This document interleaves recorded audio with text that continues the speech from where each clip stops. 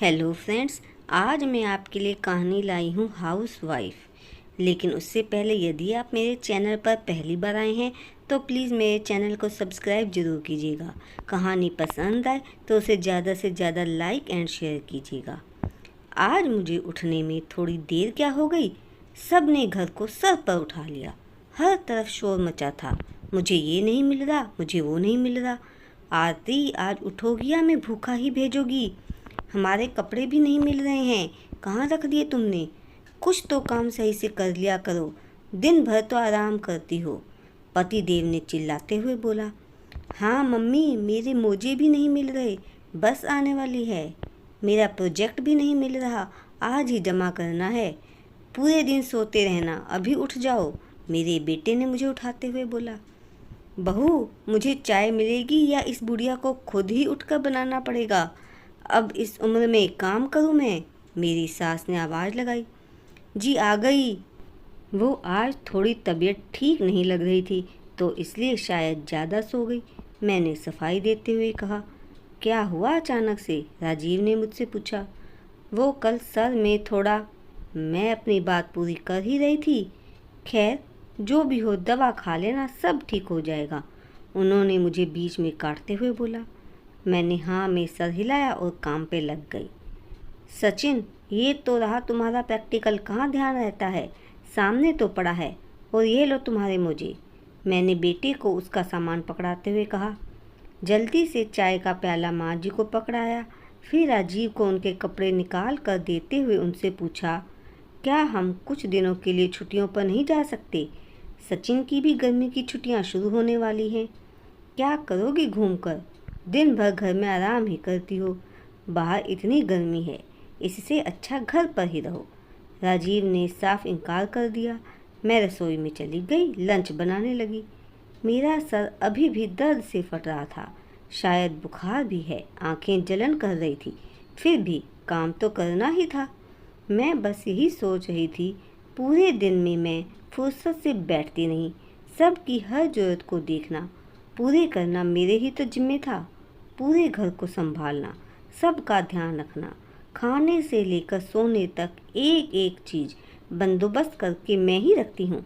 फिर भी सबको ऐसा क्यों लगता है कि मैं पूरे दिन घर में आराम करती हूँ? मेरी इस घर में कद्र ही नहीं है। मैं इतना सोच ही रही थी कि राजीव ने आवाज़ लगाई। आरती, मुझे देर हो रही है, गाड़ी की चाबियाँ कहाँ हैं? ओ जरा जल्दी ही टिफ़िन भी ला दो।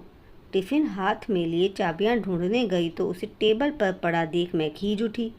ये आपके सामने ही तो रखी हैं, फिर भी आप आवाज़ लगाए जा रहे हैं। पता नहीं, मैं ना रहूँ तो इस घर का क्या होगा? हाँ तो कौन सा एहसान कर रही हो?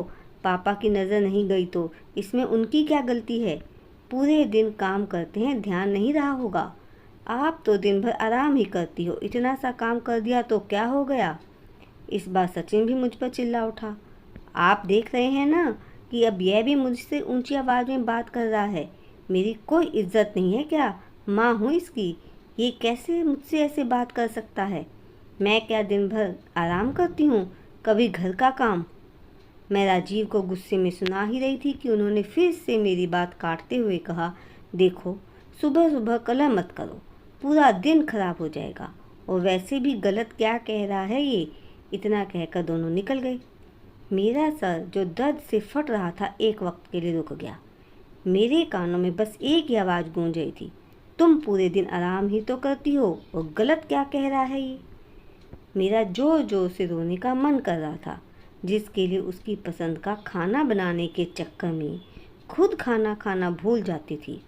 पूरे दिन भर घर को इतने सजाती रहती हूँ ताकि जब शाम को घर आएं तो उन्हें सुकून की नींद नसीब हो। जिस बच्चे के लिए 9 महीने कुर्बान कर दिए मैंने, आज वही बच्चा मुझे गलत साबित कर रहा है। मैं कुछ देर तक वहीं खड़ी यह सब सोचती रही। मेरा सर दर्द से फटने लगा। तभी मेरी सास चिल्लाई, बहू, खाना मिलेगा कि नहीं? आपके बेटे को लगता है कि मैं कोई काम ही नहीं करती, घर पर बैठकर आराम करती हूँ। तो आप ही बताइए, बिना काम किए क्या आपको स्वादिष्ट खाना मिल रहा है? चली जाऊंगी छोड़कर तो सबका दिमाग ठिकाने आ जाएगा। मैंने अपना सारा गुस्सा सासू माँ पर ही निकाल दिया। माँ जी मुझे देखती रह गई। मैंने खाना परोसा और माफ़ी भी मांग ली क्योंकि उन पर चिल्लाना सही नहीं था। थोड़ी देर बाद काम करते करते फ़ोन की घंटी बजती है। मेरे पिताजी का फ़ोन था। उन्होंने बताया कि मेरे दादाजी की तबीयत बहुत ख़राब हो गई अचानक से और बस मुझसे मिलने के लिए बोल रहे हैं क्योंकि मैं अपने दादाजी की लाडली थी। यह सुनकर खुद को रोक नहीं पाई और सामान बांध कर निकल गई और जल्दी में मुझे राजीव को बताने का ध्यान नहीं रहा। सासू माँ नींद में थी। मैंने उनसे कह दिया कि अपने मायके जा रही हूँ, पहुँचकर फ़ोन कर दूँगी। उन्होंने हाँ में सर हिलाया। शाम को जब दोनों बाप बेटे घर आए तो आरती आवाज़ लगाने पर मैं हाजिर नहीं हुई तो पूरे घर को छानने के बाद सासू माँ से पूछा मेरे बारे में। सासू माँ नींद में थी इसलिए शायद उन्हें याद न रहा, पर उन्हें मेरे घर छोड़कर जाने की बात याद थी। उन्होंने राजीव से बोला, आरती आज घर छोड़कर जाने की बात कर रही थी। कहीं पागल हो क्या? आरती ऐसा नहीं करेगी। ऐसा क्यों करेगी? राजीव ने काटते हुए कहा। मम्मी सच में चली गई क्या? आज हमने उन पर ज़्यादा ही चिल्ला दिया था। सचिन को गलती का एहसास हो रहा था। यहीं आसपास गई होगी, आ जाएगी। इतना कहकर सब अपने काम में व्यस्त हो गए। रात हो गई पापा, मम्मी सच में हमें छोड़कर चली गई। सचिन रोने रोने को हो गया। नहीं बेटा, ऐसा नहीं है, राजीव चुप करवाते हुए बोला। लेकिन गई कहाँ? ये ऐसे बिना बताए जाती ही नहीं। आज अचानक, अब तो मुझे भी चिंता हो रही है। राजीव ने माँ से बोला। पापा, मम्मी को कुछ हो तो नहीं गया ना? नहीं बेटा, रो मत, मम्मी आ जाएगी। मम्मी मुझे माफ़ कर दो, मैं अब कभी ऐसा नहीं बोलूँगा, कभी ऊंची आवाज़ में बात नहीं करूँगा। वापस आ जाओ मम्मी। सचिन रोने लगा। राजीव अगल बगल सब जगह ढूंढने लगे। घर भी उसी तरह बिखरा पड़ा था। राजीव भी अब समझ गए थे एक दिन आरती के बिना घर की क्या हालत हो गई है। मुझे ऐसा नहीं बोलना चाहिए था। मुझे माफ़ कर दो आरती। हर जगह पता लगा कर भी जब कुछ नहीं मिला तो राजीव ने सोचा कि गुमशुदगी की रिपोर्ट लिखवा दूं कि तभी फ़ोन की घंटी बजी। राजीव, आप आ गए घर? आरती की आवाज़ सुनकर शायद राजीव को पहली बार इतनी तसल्ली मिली होगी। आरती, कहाँ हो तुम? तुम घर छोड़कर क्यों चली गई? मुझे माफ़ कर दो आरती।